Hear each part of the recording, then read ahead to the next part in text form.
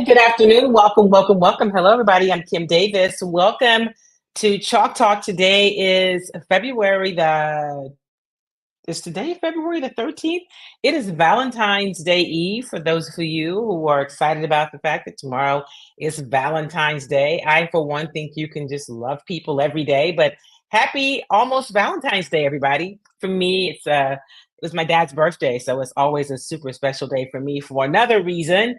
Also still very much filled with love, but welcome to Chalk Talk. It's been a busy time since we were last together. Thank you guys for being patient and a little flexible. Sometimes we have to change the time of our live time together. Whew, so listen, last week the Houston Astros made a move. They extended Jose Altuve another 5 years to his contract. He has another year on the current deal. Then he gets 5 more years. Basically, they're saying, Tuve, we want you to be here for the rest of your career. We want you to be an Astro until you're done playing. And he's saying, you know what? I'll take that deal now instead of trying to test the open market because I love Houston, I love the Astros, and I want to be here. So, congratulations to Altuve and to the Houston Astros for getting that deal done. Dana Brown, the general manager, has been very busy this offseason. He, of course, signed the reliever a couple of weeks ago in Hader, which was a huge move. He signed Altuve. They're off to spring training. Pitchers and catchers, of course, report first. And, are they done? They're always looking. One of the things he told me last week when we had the media luncheon, pardon me, he said, he didn't tell just me this. It wasn't a secret. But what he said was he feels pretty good about this team. But he's always looking, right? I said, is there something that you feel like you might need, or you feel pretty good about what you have, but what else might you need? And he said, you know what? You've got to always be looking for pitching because it's a long season. Inevitably, someone's going to need time off. You're going to have injuries. It's a long season. And so you've got to always pay attention, pitching, your bullpen. He said, we've got to, obviously, they've made some moves. Their bullpen looks great. But if you want to be a contender and they feel like they are, right, that they are in the hunt and right there, fielding the kind of team that can again go and, try to get back to the ALCS and ultimately get to the World Series and win another championship. Their window is still open. And so they've got to keep feeding the pipeline. That's what Dana Brown said. So we're going to talk to Astros today, you guys. Also let you hear from Joe Espada. Oh, I got to tell you, Joe Espada was kind of fancy. I told him, I see you, Joe. Yeah, I see you with your slick little loafers on, your little shoes on, and no socks. It was, I wasn't mad at him. And so I think it's going to be a continuation of what has been started with this Astros team. We will see. It is that time of year. Of course, we are almost at the All-Star break in in basketball. And so we're going to talk about some Houston Rockets. And I know you guys are saying, Kim, the Super Bowl was Sunday. I know. So I buried the lead. The Super Bowl was Sunday. I told you guys last week, if you followed me, if I had to pick a team, I obviously was picking the Chiefs because I could not in my right mind pick against Pat Mahomes, that defense that Spagnuolo puts on the field, and Andy Reid and everybody else, Jason, Justin Reid, who was drafted by the Texans, started his career here, and now has two back-to-back Super Bowl rings now that once he signed as a free agent with the Kansas City Chiefs. I couldn't go against them. I would have liked to have seen the 49ers win, right? I thought it's time for somebody else, but they just could not get it done. So we're going to talk about the Super Bowl. I'd love to know your thoughts. That first half, listen, the first half, the 49ers had the Chiefs kind of back on their heels. They looked a little discombobulated. You had Travis Kelce yelling at Andy Reid on the sideline. There was they seemed to, like I said, a little on their heels, and they had they had some turnovers, right? But the 49ers didn't make them pay. They didn't make him pay, and they let Pat Mahomes hang around. He's just too good for that. Like, he's just too good for that. Like, he can't let him hang around. So they go to halftime, they come back in the second half, and they let them get their second win. They have the turnover that just took the wind out of the 49ers, if you will, and changed the momentum completely. It was the muff punt where they fumbled it inside their own, what, 20-yard line? Was that where they fumbled the ball? First play, so they turned the ball over. First play from scrimmage, it's a touchdown. It's a whole nother ball game. So special teams was huge in that one. When the 49ers do score a touchdown, the kicker misses the extra point. That comes back to haunt them much, later in the game. That extra point very much could have kept it from even going to overtime. The game goes into overtime. Um, the Niners win the coin toss. They decide to receive. They kick a field goal. But, the new overtime rules, well, of course, you and I probably know them. But for some reason, the 49ers players don't know them. They're like, huh? The rules change? Okay, that was shocking to me. I don't know how they don't know the rules. And some people could say, well, man, you mean Shanahan didn't get them ready? How do you guys not know the rules? I mean, they didn't just change them a couple of weeks ago. We remember the year that the postseason overtime rules changed. The Chiefs all knew. Anyway, so many things we can talk about in that game. So let me say this: Patrick Mahomes is really, really good. The Chiefs just are really, really good. The Chiefs happen to be a dynasty. If you wondered before, can you call him a dynasty? And is Pat Mahomes the GOAT? He's really, really good. He's done it. He's won 3 Super Bowls, and what is he? 28 years old. I think he gets to be in that category. I think you get a chance to say, yeah, he's doing some pretty goat-like things, and he's done it from sooner than when a lot of other people have done it. And so, yeah, perhaps. Um, so yeah, I think you gotta give him credit where credit is due, right? You gotta give him the credit where credit is due. Pat Mahomes is really good. Here's my question: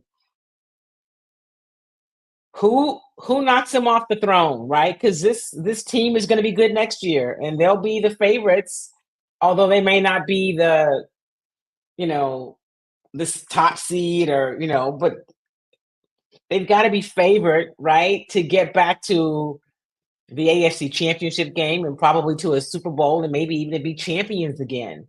Who dethrones the Chiefs? And oh, by the way, Houston Texans fans who were very excited about the first year with the new regime, as well, Texans fans should be. CJ Stroud and Will Anderson Jr. and D'Amico Ryans and the whole crew he has assembled.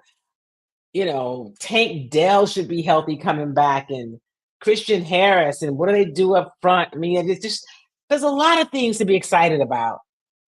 But they're in the AFC, and if this team is going to advance to a AFC Championship game and ultimately to a Super Bowl, they're gonna have to go through Kansas City. And I don't mean that they necessarily have to play in Kansas City. They could win enough games, perhaps, and maybe they could host a game. But you're gonna have to be able to beat a Chiefs team. You're gonna have to be able to beat some of the best quarterbacks in the league. You're gonna have to go through a Kansas City with a Pat Mahomes, or a Baltimore Ravens team with a Lamar Jackson, who was a different Lamar Jackson against the Texans than he was against the Chiefs, but he's still a formidable foe, right? He is that. Or we know that Burrows will be back and probably and healthy next year, and who knows how Deshaun comes back for the Browns next year. They still have that Browns team and that defense. And oh yeah, there's Josh Allen and there's Buffalo, and what about Tua? What about what he's going to do, and what will those Dolphins do? The AFC's got a lot of good teams. And by the way, Harbaugh, not the Harbaugh that's in Baltimore, but the brother that just left Michigan and is now gone to coach the Chargers. What will he do with Justin Herbert? I mean, are they going to be really good? So the Texans will play a tougher schedule next year. They're no longer playing a last place schedule. So this Texas team is going to have to up the ante, right? Up their game in order to take it to the next level. People got excited. Now there are expectations. So we will see. I feel good about it, but this is where the real work begins. I'm super confident in what D'Amico Ryans can do. I think he will continue to take the next steps. I'm confident in what the young guys can do. You know, I know y'all may think I'm being a little, maybe I'm not so. Kim, Nick did a great job last year. Many of you tell me. We'll see. Nick is going to have to give D'Amico some things to work with. Hopefully, D'Amico has his hand in it a lot as he did in year one, because the roster matters. Depth matters because, as we know, injuries will happen. It's a physical sport. And so, what happens when you have some people that get banged up? What do you have? Who do you have offensively for CJ to work with? What do you do about the run game? You know, there's some stuff to talk about. So anyway, we'll talk about that later. But what did you guys think about the Super Bowl? Did you think it was a matter of the Chiefs just took over and won it? Or did the 49ers lose it? And I usually hate those conversations. Like, of course, the Chiefs won it. They won it. They're the champions, taking nothing from them. Pat Mahomes is everything that you want to say he is on a positive standpoint. He's really good. He is all that and more. Um, Andy Reid is really good. He is all of that and more. Why would he retire? Why would you leave all this behind? Spagnuolo, the defensive coordinator, he's all that, right? He really is. But what about the 49ers? Is Kyle Shanahan, is it fair to say that he struggles in big games? I remember a game back in 2017. He was the offensive coordinator for the Atlanta Falcons, where they were playing the New England Patriots in the Super Bowl here in Houston, Texas at NRG Stadium. They went into the half with a 28-3 lead. You know where I'm going. They lost that game. And I kept thinking, what are they doing? Why did he stop doing the things in terms of being the offensive coordinator that got them this lead and got him to that point? So I don't know. I mean, listen, obviously Kyle knows football, right? And do I think he can ever win one? Absolutely. I mean, it's not like he's 95 years old and this is his last shot. I think he can. I think he can. I thought it was not his finest hour, right? It wasn't. Trent Williams is a all world, offensive lineman. Not his finest outing on Sunday.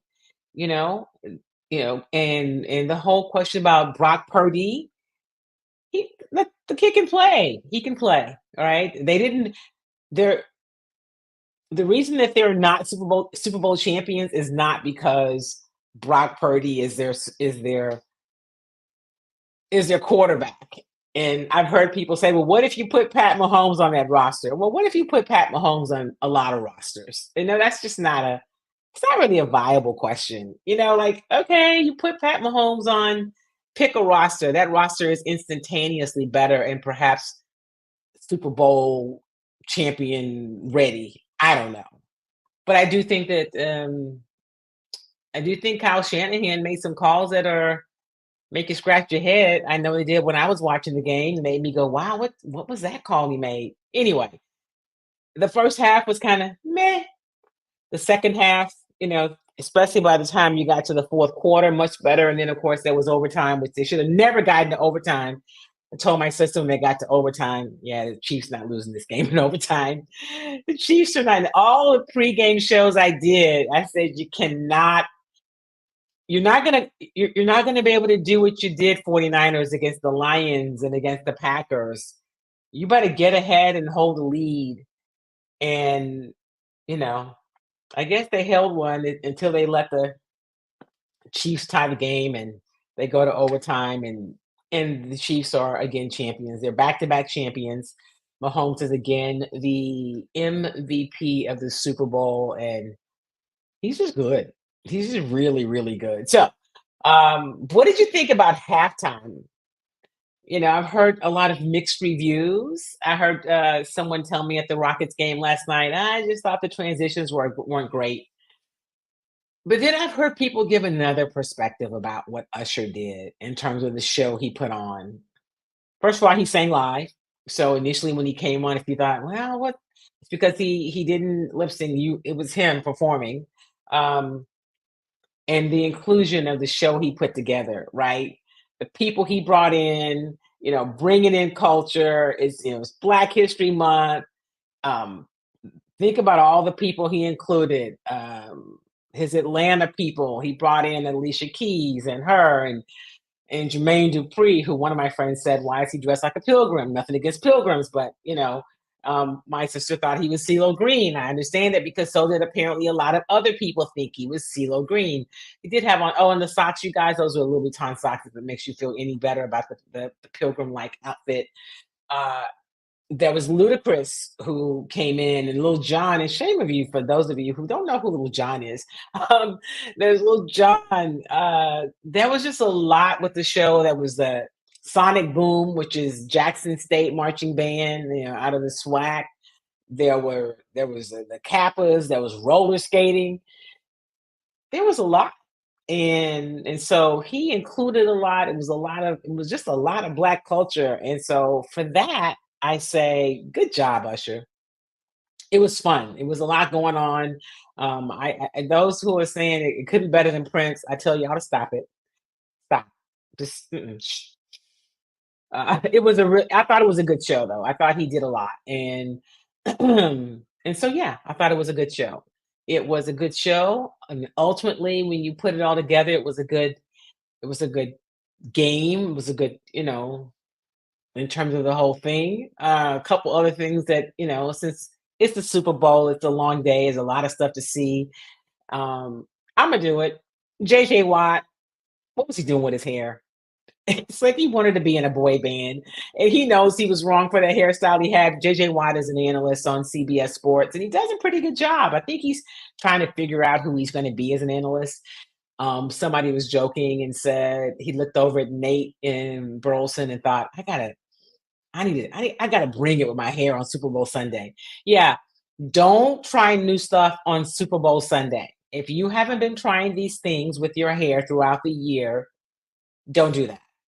But he tweeted something about it after the game and said, "Wow, so kind of basically like kind of surprised that people pay attention to your hair."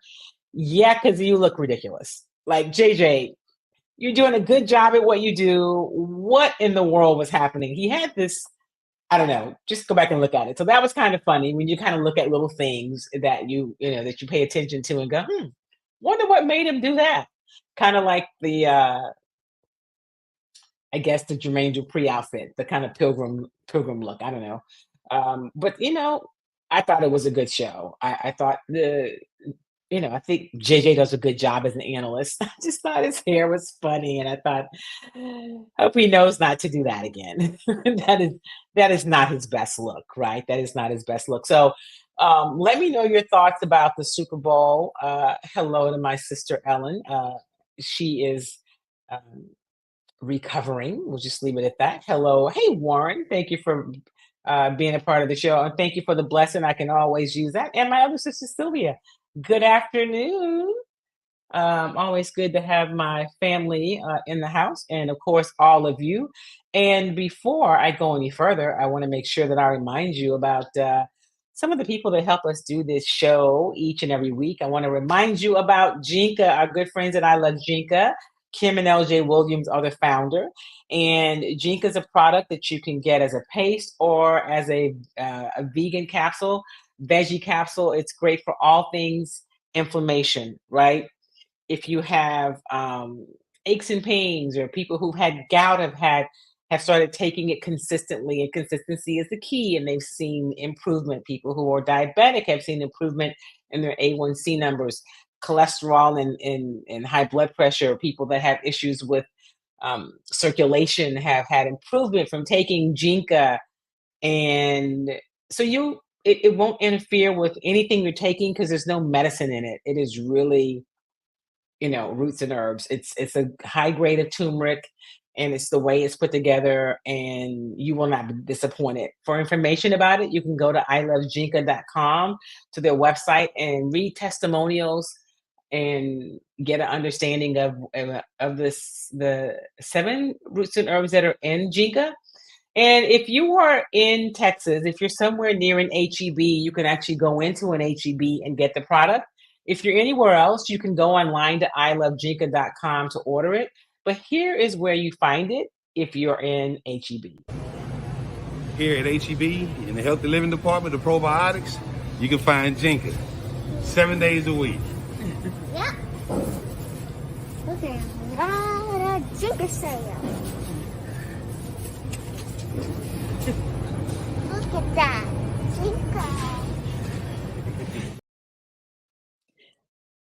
Jinka sells, and I told you that tomorrow would be my father's birthday, so it's his heavenly birthday since he is no longer here. But it is also Ray Macy's birthday. She will celebrate her birthday tomorrow on Valentine's Day. So happy almost birthday to Ray, and a happy sweet 16 birthday to Mackenzie Miles. It was last Friday. She celebrated over the weekend. So some of the little people in my life are celebrating birthdays, and I want to make sure that I acknowledge them. Also, make sure I want to remind you about Kimmy treats. You can get your vegan popcorn, you can get the Kimmy cookies, and also the Kimmy bars. All of it is in stock at Sunshine's. If you're in Houston, you can go into Sunshine's. I just restocked on yesterday over on OST between Almeda and 288. And if you are not, you can, or if you're like, it's kind of across town for me, Ken, well, you can go online to kimmytreats.com and place an order, and it can be shipped to you, right? Get it out to you. Whether you're here in Houston or anywhere around the country, go to kimmytreats.com and place your order. Here is what you can find.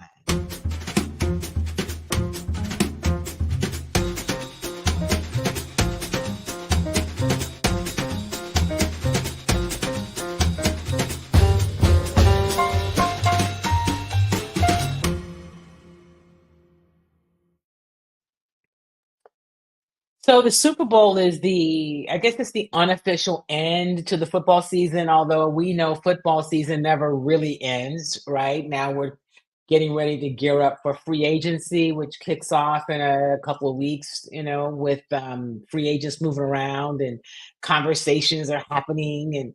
And before you know it, we'll be talking about the draft in April. Free agency starts in March. The combine will come up. And so there's a lot that's going to be happening as teams try to figure out who's going to be on their roster, right? Who do they go out and get to make their teams better? All that's happening as it relates to the NFL.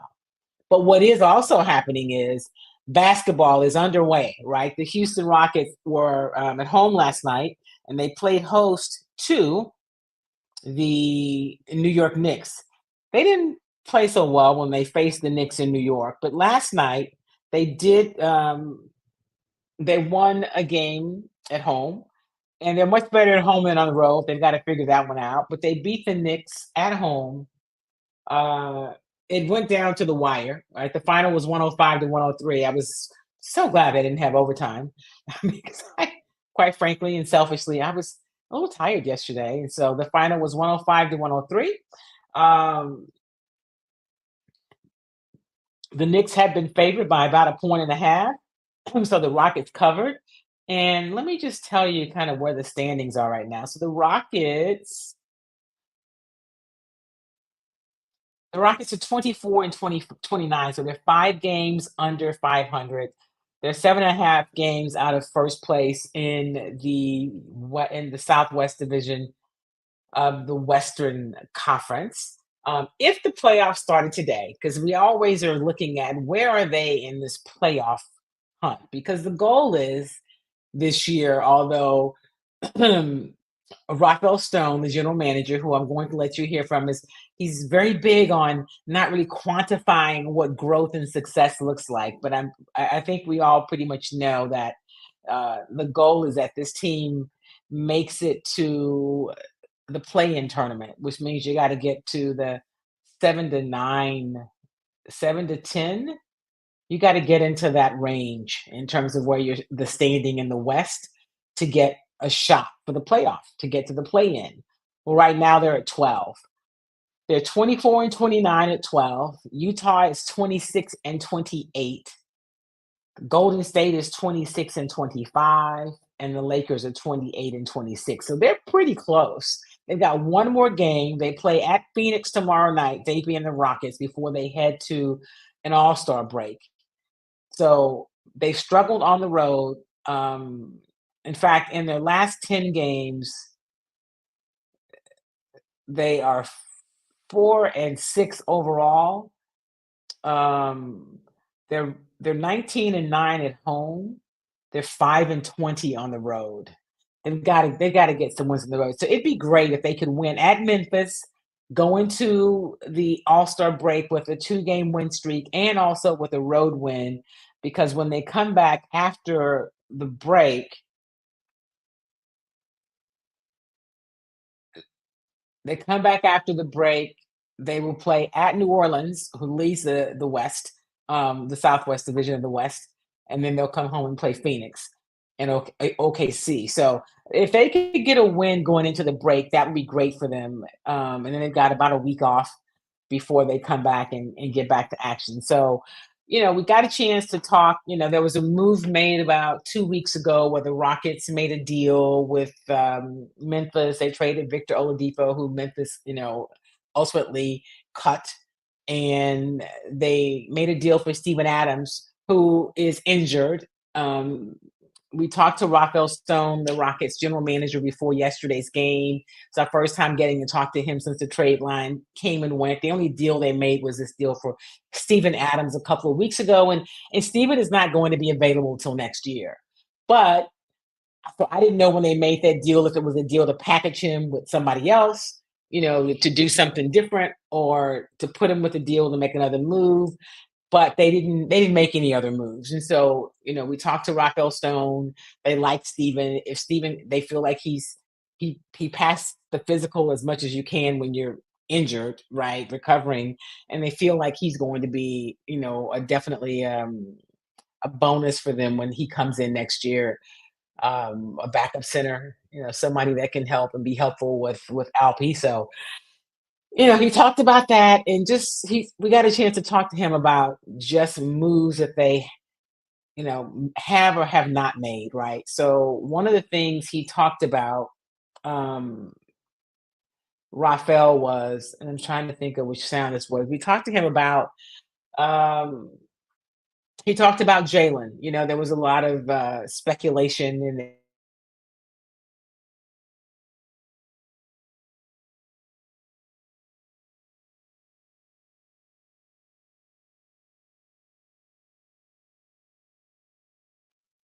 There we go. I know what's happening with the internet. It's being weird. Let me make sure that all is good here. Yep. Just internet happens. So Jalen Green, there's been criticism of Jalen, and there are people have said, and these people are people on the internet. These are not people that I've heard inside the organization at all talking about trading Jalen Green. And I played some sound with Fred Van Vliet a few weeks ago, and he was talking about Jalen and just his growth and how he's growing this year. And I go back to this comment he made about how Jalen is, for the first time in his career, really being really coached in a certain way and held accountable, and he's still a very young player. Now that we know. I mean, he just celebrated a birthday a few days ago. He just turned 22. Okay, so I thought it's way too soon to give up on a Jalen Green. But here is Raphael talking about Jalen yesterday. Uh, has been and continues to be on paper a great fit with us. He has a skill set that isn't really replicated on our roster. Going back to my earlier comments, my expectation of him, and he knows this, and I think he echoed it in his post-game comments, my expectation is that the defense, which has gotten better, is still going to get a lot better, that the physicality and the efficiency is all going to get better. He needs to take those steps. That's extraordinarily important. He's aware of it, we're aware of it, and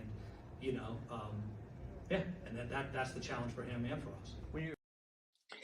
So another thing that Raphael talked about, he talked about um, really some things that the team needs. He talked about how the young guys are doing, and while there's growth, how they're not satisfied, but he has seen the growth. So there's two things. He talked about the growth, and then he responded to a question about the need. So I'm gonna let you hear first him talking about the growth of the team, how they're doing, and really the kind of the expectations. We're pleased, but I want to be clear, we're demanding.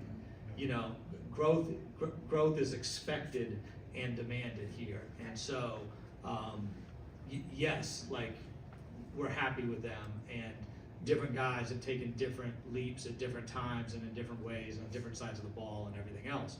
But our expectation is that they're all kind of should be getting better between here and the end of the year, should be getting better between the end of the year and next season.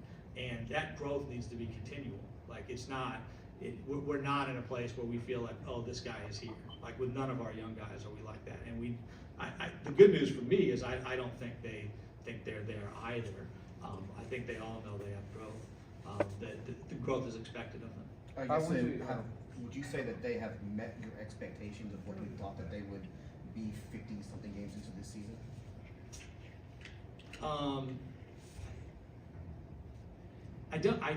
The real answer to your question is I don't think about it in those terms. It's not, I don't map out, oh, this guy should be here on defense and here in rebounding and here on offense. It's just too amorphous. I would say my expectation is that they would all grow and improve. They have. At various times I've been like, wow, that guy got better quicker. Oh, why is this guy not getting better quicker? But again, it's not linear. So with every single one of our players, I've had those thoughts going both ways. But none of them are finished products, and none of them are ultimately where we need them to be in order for us to be as good as we want to be.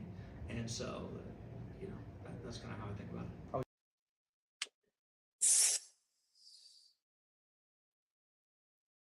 So that's General Manager Rafael Stone giving his thoughts about growth and where they should be, and the whole 9 yards. And Bridget says, "What are we going to do with no football?" I know, Bridget. I thought about the same thing, and actually this year for the first time in a while, especially covering the Texans, you feel like, man, can't believe it. Football's over. We're just gonna have to get ready and maybe try to get to the combine and follow these Rockets and maybe try to get to spring training for a couple days and carry on with the rest of the stuff. There's a lot to do. There's a lot to do. What's up, James Davis? James Davis says, "Go Rockets, go Rockets." I know, right? The Rockets they got to get to the play-in. If you get to the play-in, anything's possible. But the consistency is one of the challenges for them. Another thing that Rafael said that was interesting a few weeks ago, we were talking with Ime Udoka about, what he'd like to see with this team in terms of, where are the needs? And so he talked about that a little bit. Here is one of my colleagues, Brian, asking Rafael Stone a question about how do you address the needs that, say, Ime Udoka said he would like to see this team fill. It's interesting that listen to what Rafael Stone had to say. He told us that some of the things that he would like to see added to the team was a big man in the center. You went out and added one, but he also wanted a shooter. How hard is that to fulfill those type of needs when he says this is what we would like to have? Yeah, I think you guys all misinterpreted that. I think what he said was, I think what he meant was, there are areas where we can improve, and these are the areas we can improve. Going out and getting them via free agency is one way we can improve it. The other way is guys on our team develop into that. And given the age of our guys, we do expect some of them to develop into that.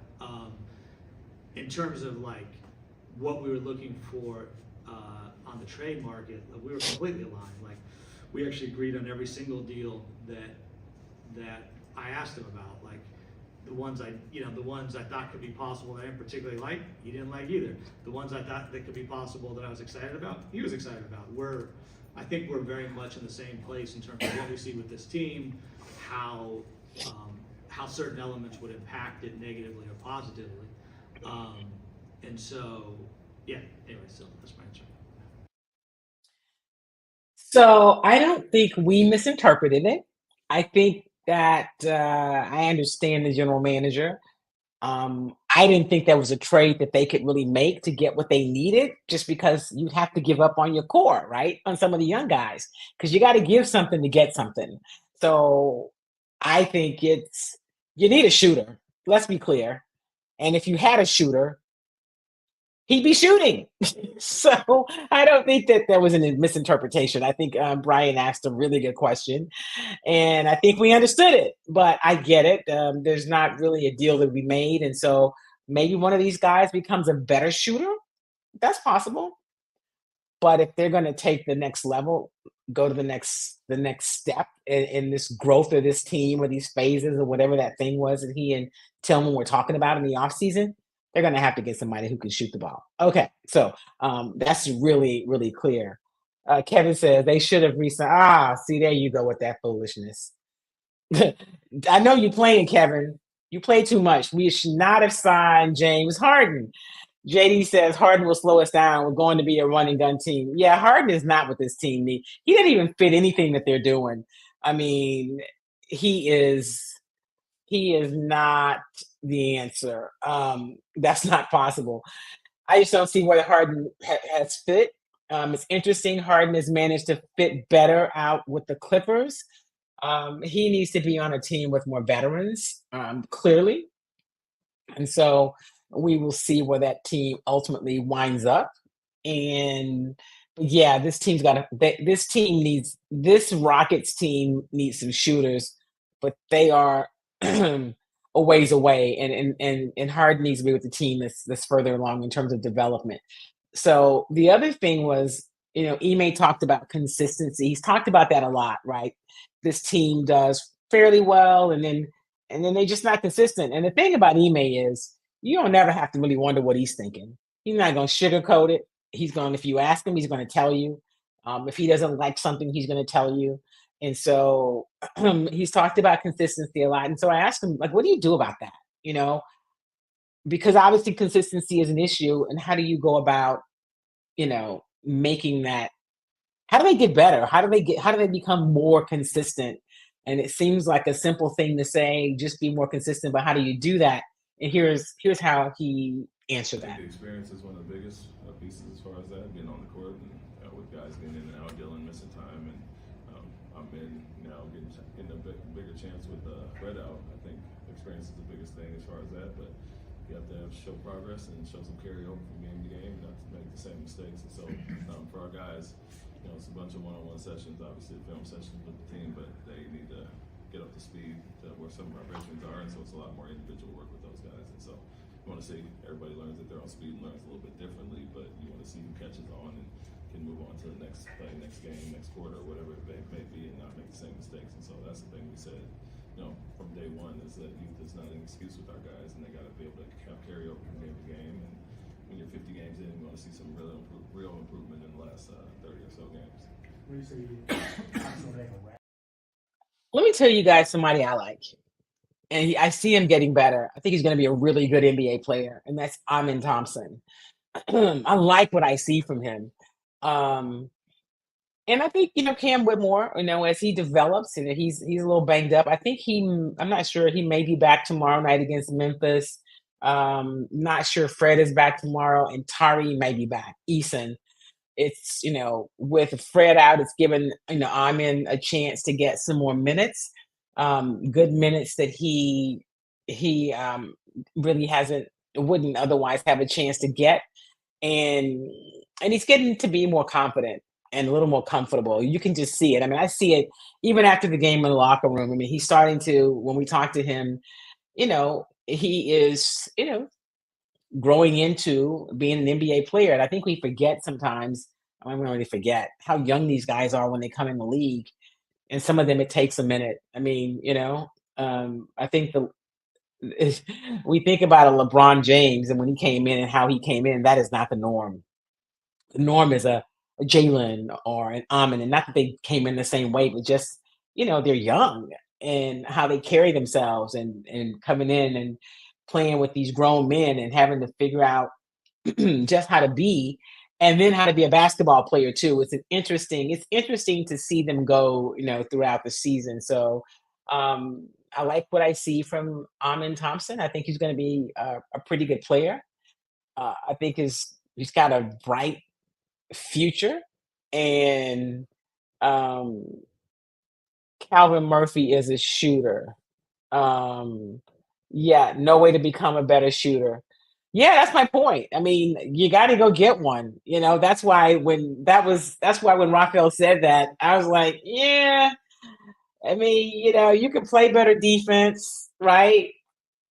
But if you're a shooter, you're a shooter. Um, but no, that's why I was like, no, we didn't misunderstand Ime. Y'all just couldn't get one because you got to give up a lot to get one. But there's really, you know, I agree with you, Kevin. Either you're a shooter or you're not, and they need a shooter. They need somebody who can spot up and shoot it. I think that you can be a little better at it, but you're not going to be a shooter. I mean, you can shoot the ball better, but that doesn't make you a shooter. You know what I mean? Like you can do better. You can be better at something, but you don't become what we're talking about being a shooter. Like Calvin Murphy was a shooter. You can say, all right, Amen is not a guy that shoots the ball real well. He can get better at it, but he's probably never going to be a shooter. So we'll see. We'll see what they do. We'll see what happens in terms of with consistency. And listen, Aaron Holiday off the bench, was exciting for them last night. What he was able to do, and who knew he had those kind of hops. We were in the locker room last night. Jeff Green kept saying, "Ask him about the dunk. Ask him about the dunk." I mean, because Aaron Holiday is not a big guy, I guess. Is he 6 feet tall? Let me see. I don't think he is. Because I'm just thinking about standing there. I'm just going to the roster and to look and see. I don't think he is. Aaron Holiday. Anyway. Okay. Anyway, so but I like him. I like what you get from Aaron Holiday. He gave him some good stuff off the bench last night. He's exciting. He's fun to watch. But yeah, they got to get him a shooter this offseason because they don't really have one. And Amin Thompson's never going to be a shooter. You get a little bit more offense from Dylan, and you get it in spurts, but he's not a shooter. You sometimes get some from Fred Van Vliet, but he's not really a shooter.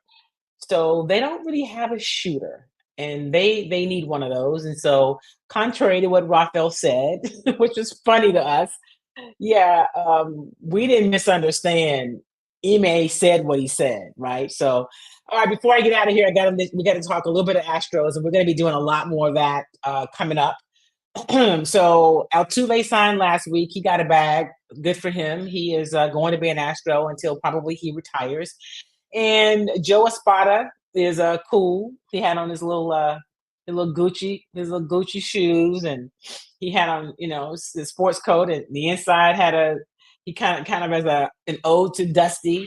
And I was like, I see you, Joe, with your no socks on and your little skinny jeans. Not jeans, they were slacks. But talking to him, we talked about a lot, but we talked about the outfield, and he said something that's interesting. He talked about Yordan Alvarez in left field, and this is what he said. This is what Joe Espada, the Astros manager, said about Yordan and left field. I think that Yordan could play more left, and I'm going to try to put him more in left field because I think it's important for us to open up the DH spot a little bit more for some other guys to get some more rest. I think Yordan is healthy and he's moving around really well. I think he plays a good enough left field for us. But also I really want to keep that DH spot open to give some guys, get them off their feet and keep their bats in the lineup. That would also, he's one of those guys that obviously, you want to give him some off days behind the plate. But if you could keep the bat in there against a matchup that is favorable for him, I would like to do that as well. Yes. So I also I asked him about center field, right? I heard him talk. He talked about Jake Myers, and he talked about Chaz McCormick a little bit. And so I asked whether is there going to be a like a competition for center field? How are you going to handle that? And this is what he said about center field. I think they're going to play. I don't want to call it so much a competition. I do want us to get down to spring training and watch them how they look and what they're thinking and their performance. But also finding Dubon will get some time there also. But like I've said in the past, Dubon is best when he fits that Swiss Army type of approach. That's his versatility is what makes him and what makes our team that much better. How much do you plan? He also talked a lot about Jake Myers, and he talked about actually Dana talked about Jake Myers, and when he had that great season a few years back, and if they could get back to that Jake Myers, and so it's going to be interesting. They talked about talking to Dana Brown, and I asked Dana, what are you looking for? And he talked about pitching. I shared that earlier, and he said he was asked about Alec Bregman. You've extended Altuve. What about Bregman? And he said, well, we don't have a timeline on it. We definitely want to sign Alec. We don't have a timeline. We will talk to him, and he knows that we'll get it done. We want to start talking to him, but we don't have a timeline. We will make it happen. And so they are optimistic about spring training. And here's some of the things that Dana Brown had to say. You always have to be flexible, and you always have to be mindful of the most important is what is your roster, and be honest with yourself, and just to have a flexible roster. That's kind of important. I'm not sure if that's what you're asking. Are you talking about a flexible roster? Just being able to make moves. You talked about it up on stage that there could still be moves. Yeah, I'm always in the business of making moves. I think you can always get better. Think about it. Even if you put an all-star team out there, you still feel like, I can get this guy. I can be a little better over here. It's always, something that you think about. And as I mentioned before, when you play 162 games, someone's going to get hurt. A pitcher's going to go down. Someone's going to miss 3 or 4 weeks. It's just the nature of the business. And if you're not, thinking ahead, you kind of get caught, sleeping a little bit. And I don't want to be in that position. I want to be ready. So that's pretty much, the flexibility part. That is General Manager Dana Brown. Hey, Malcolm, thank you for being a part of the show again. Thank you so much. I appreciate that, my friend. And then my sister, Sylvia, not sure what she just said. All right, guys, I am going to, I'm trying to make sure I keep these shows under an hour. I appreciate the engagement. If you are watching the show as a replay, drop your questions or your comments in the chat. I will get to them and respond to them, of course. And if there's somebody that you'd like for me to talk to, let me know, and we will get him on Chalk Talk. I was going to have our good friend Andre Ware join us. He was not able to today. He sent me a picture showing me why, and I said, Andre, I believe you. So hopefully we will get him on soon. We'll visit with Andre Johnson, the newest, the Houston Texans' first member of the Pro Football Hall of Fame. We'll get a chance to visit with him on tomorrow as we start talking about Andre Johnson going to the Hall of Fame. We talked about it last week a little bit, but we get a chance to actually get our first local media interviews with Andre. Many of us covered him and is super excited about Dre getting the shot, right? Getting the call and getting the knock. Like I've seen that video, and each time I see it, it gets me with him getting the knock, opening the door. Chris Carter with the yellow Hall of Fame jacket on, and you know what that means, right? You know what it means. And so it's super excited for Dre. It's well-deserved. It's the Texans' first Hall of Famer. Clearly the next guy that'll go in from this organization will be J.J. Watt. Hopefully he won't have that little hairstyle he had on Super Bowl Sunday. But anyway, listen, thank you guys for being a part of the show and being so engaged. Drop me a note if there's something you'd like to hear about on Chalk Talk. Also going to get Zena on soon. We haven't talked tennis in a while. She was going to join me today. We had to change the time, but we will get her on soon because we haven't talked tennis in a bit. And there's a lot of other stuff coming up. There's a Cactus Jack Foundation HBCU Classic this weekend. I'll bring you guys a little bit of that on my socials this week, but also on the show next weekend. And we're going to start planning for the future. I am working on the book. I've been telling you guys about that. We rode back on the plane together from the Super Bowl with who? Oh, Arian Foster. Is that who you rode back with? Okay. I will try to get Arian Foster. I think he is back kind of talking to people. So I saw you at the Super Bowl, JD. I saw you. James Davis, my classmate from high school, and one of the owners of Sunshines, where you can go and find Kimmy treats, right? Make sure you get your Kimmy treats. And oh, yes, early voting starts next week. Make sure. Oh, my gosh. Thank you, Sylvia. First of all, if you are not ready, if you're not registered, you can't vote right now, but I want you to go ahead and get registered anyway so that you can vote in the future, right? Because as I say, if you stay registered, you don't have to get registered, but you got to vote. If you are registered, the primary is in March, but early voting starts next Tuesday. Early voting is March 20th, is February 20th through March the 1st, and the primary day is March the 5th. So make sure that you make plans to vote. Thank you, JD. I appreciate that. Don't forget about I Love Jinka for your turmeric paste, and make sure you go to Sunshines to get your Kimmy treats, or go to kimmytreats.com. Now remember, do something kind for somebody else and do something kind for yourself. Make it a great week, everybody. Follow me on my socials. I'll see you next Tuesday on Trap Talk. I keep wanting to say Beyond the Headlines. I don't know why that show keeps coming up. I'll see you next Tuesday, everybody. Make it a great week. Peace.